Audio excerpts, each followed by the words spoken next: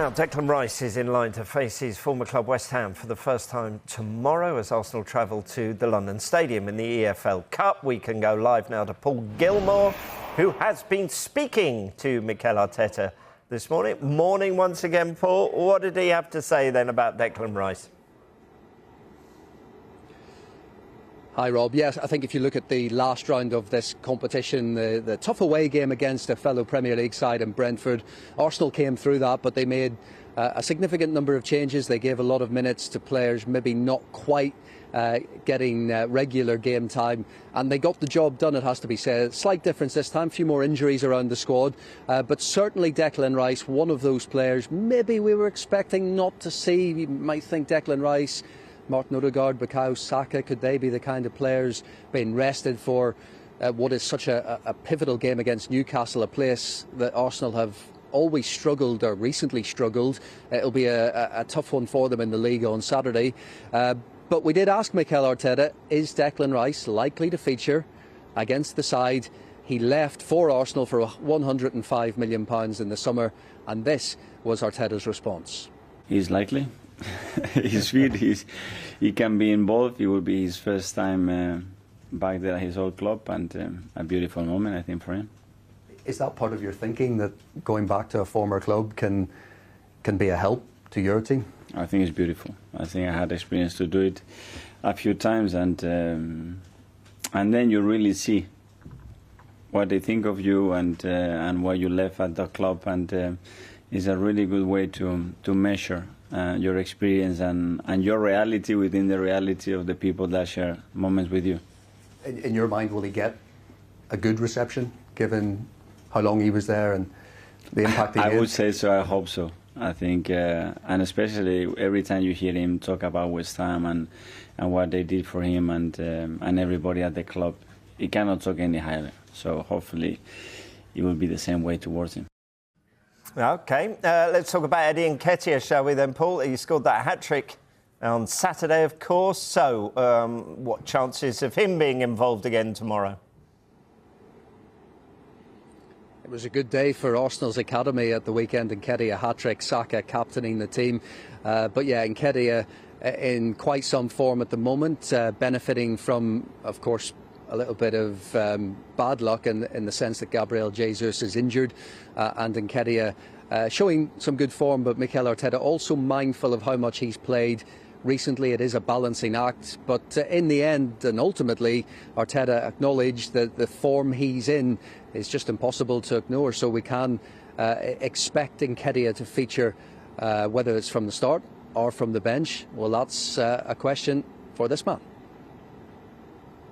We have to be conscious with the amount of minutes that they play. He has started a lot of games in the Premier League, but I think in terms of how we have utilised him, I think he's fresh and he's in a really good moment. So when players are like this, they have to be used. Whether we do it as a starter on the bench, we will see.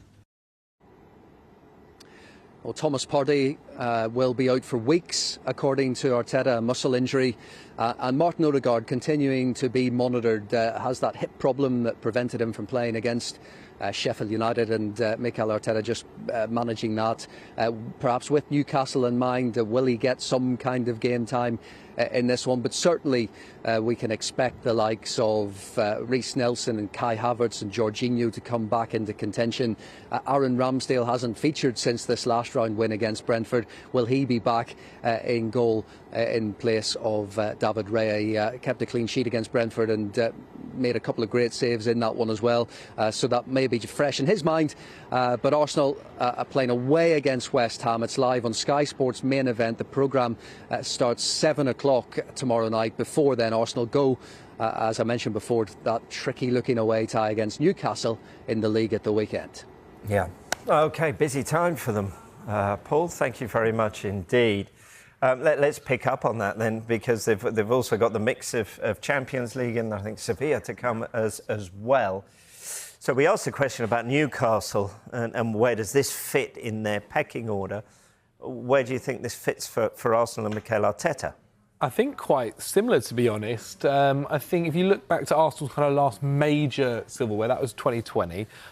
the FA Cup, which was a great feat. However, since then, they've been able to grow their squad and are looking to achieve so much more now. They're trying to go far in the Champions League. They're trying to go far in the Premier League. And a League Cup is a really good way at kind of keeping momentum, keeping morale going in that squad. The last time they won the League Cup was back in 1993. And a lot has changed since then. I think they've got a lot of players who may not be able to get into that first team, and a lot of teams look at the League Cup as more of like a rotation thing that they can do, and a way to get your players that aren't starting week in, week out fitter in 90 minutes and to kind of assess how they are in a competitive game, especially against someone like West Ham when you can really test your players.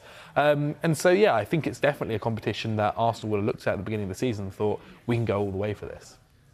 Yeah, I tend to agree. I mean, they don't have a great recent record in the League Cup. They actually haven't won it since 1993. And recently, they've had some difficult results in finals as well. In 2018, they were battered by Man City. In 2011, they lost to Birmingham City, who then got relegated. In 2007, they lost to rivals Chelsea. And they've only won 5 trophies in the last 18 years, all of which FA Cups. We don't count the Community Shield. Yeah. So, yeah, as Zach says, it's a great opportunity to get more silverware first for this group and really start building. And if you think about the mentality side of things as well, right, think about how many times Pep Guardiola has done it with Manchester City, and it's kind of that competition that in the midway of the season, it just kind of reminds your players, oh, this is what we're trying to achieve at the end of the season as well. We've got a little bit of it now, and we can continue it going. I think it's something that sometimes people have underappreciated, and for Arsenal, yeah, they should definitely look at trying to win it for sure. Yeah, I remember that 1993 League Cup final, that double-header against Sheffield Wednesday, wasn't it? I think Paul Merson scored a couple of goals in that final. Did he? I'm sure he did. Maybe I'm completely and utterly wrong, but I don't think so. Will Eddie Nketiah be grabbing a couple of goals? Because normally I've heard what the boys had to say, and this would be the sort of game that Eddie Nketiah came into for Arsenal, wouldn't it? But now suddenly he is their front man and firing, isn't he, James? Yeah, we had a really good afternoon on Saturday at the Emirates, didn't he? Hat-trick, his first ever Premier League hat-trick for Arsenal. And he scored with his first 3 shots on target. We can see how he scored those goals. When you look at the XG, actually it was 3 goals with an XG combined of less than 1, an average of 0.31 per shot. And we see the smaller shots there is where you don't expect him to score as much as this one here. The bigger dot there, that's a chance you'd expect him to score. So the bigger the circle, the higher the XG for each shot. So you can see that one there is tiny. A brilliant effort from outside the box, which meant that he completed that hat-trick. And it's that ruthless edge in front of goal that we maybe haven't seen in previous seasons. Last year, scored 4 goals from an XG of 8.25. And his 5 goals this season means he's already equalled his best ever Premier League goal tally, and that's only in October. So plenty of games to come for Eddie Nketiah. It's worth noting, though, that his first goals of the weekend were his first one since August, but it's already a great early indication he can help fill the void left by Gabriel Jesus, who looks like he will be on the sidelines for a little while longer. Yeah, I think it was Morrow. Morrow got the and then injured his shoulder, didn't he, in the celebrations afterwards? Can't say. I think take your word for it. Yeah, it's before our time. I remember. Yeah. It's in here somewhere. Right, let's talk about Arsenal and this good run of form for Eddie Nketiah. How key is that with where we're at with Gabriel Jesus at the moment? Yeah. Oh, sorry, Zach. No, I've seen in general it is something where Arsenal need him on form for this run of fixtures they've got coming. I mean, it's not necessarily the hardest of fixtures. They're playing, obviously, West Ham, Newcastle, Sevilla, Burnley, Brentford, Lens. Newcastle maybe being the standout game there. And they just need somebody. I think Nketiah's best quality really is his poaching ability. His third goal that we'll see was kind of one that we've not really seen from his locker to take it from outside of the box, and it's a fantastic strike. But he's so good inside that box, and with the creative players that he has around him in that Arsenal squad, they can give him those chances. I think, look, when you look at the league's kind of backup strikers, Nketiah is one of the best ones there. I think obviously Man City have Alvarez, Liverpool have Nunes, who are very, very good. But Nketiah has done a fantastic job at kind of...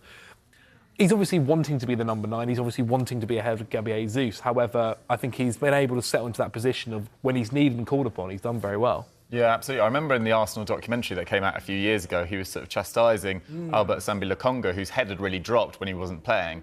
And he said, look, this is the life of someone that needs to push on and become a first-team regular. And I think he has taken his opportunities on a couple of occasions. There's around Christmas time last year where I think he scored 5 goals in around 4 games, I think including a brace against Man United. And this was his first goals at the weekend for 10 games as well. So he needs to keep this rhythm going. He's only played 19 minutes in the Champions League so far this season. So he's very much back up when Gabriel Jesus is fit. But now is his opportunity. And having broken into the England squad recently as well, a few more goals and he might be on the plane to Germany next summer. Yeah, talking of backups, Aaron Ramsdale started the last Carabao Cup game for Arsenal at the end of September. Do we expect to see him tomorrow night? Has this really worked, this rotation? It seems to be a rotation of one at the moment, doesn't it? Yeah, by the looks of it. I think, look, when you look at the likes of the people that have won the competition lots of times in Manchester City, they have used a rotation keeper. And I think Ramsdale's probably a little bit better than such a title of rotation keeper. He was their number 1 last year and actually think had a fairly strong season.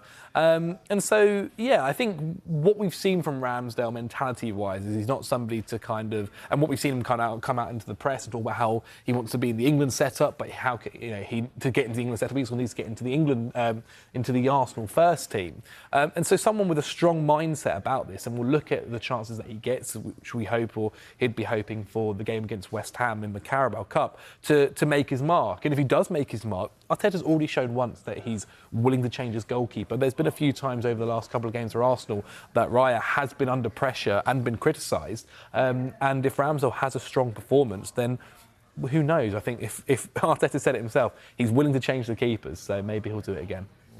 Yeah, we'll see on that. I think Raya's been unusually shaky for his usual ability, particularly with the ball at his feet, and has had some issues with his distribution in terms of his controlling punches from the area and that sort of thing. But I think actually, generally, in terms of his save percentage, I think it's around 75% this year, even at Arsenal. Ramsdale's was around 56% when he was in the side.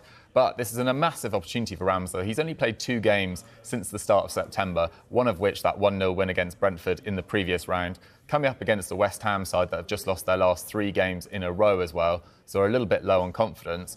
And he'll be hoping that he's in somewhat of the action, but probably hoping for a clean sheet and just smooth progression through to the next round, because with Man United and Newcastle playing each other, there's a good opportunity for Arsenal to go really deep in this year's competition.